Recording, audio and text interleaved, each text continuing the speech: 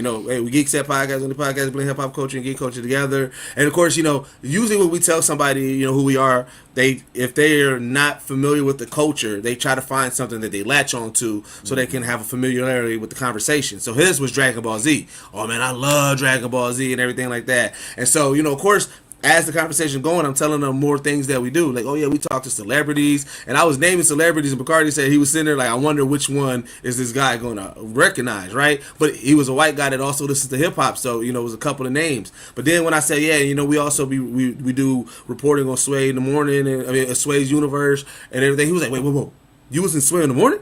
I was like, yeah. He was like, wait, y'all know Sway? And I was like, he was like, why you didn't lead with that? And so it's like, it's fun.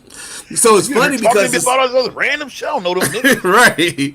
But it's funny because it's like, you know, again, it goes back to the conversation that we keep on constantly having, is that we do have these tempos that and these benchmarks that we definitely accomplish that can really help sell with our pitch, but I'm still just using the regular podcast pitch. I don't even like, you know, it's if you engage in more conversation with me, then you'll get the nitty gritty of like, wait, y'all really doing some stuff. But if you like, first initial is just be podcast. But again, I also lean into our elevator pitch for the podcast is just that good, because if I'm not even bringing in the heavy guns and you tapped in with us, like I feel like our elevator pitch is fire. I feel like it should. That's how it's just. You're fine how it is. Yeah.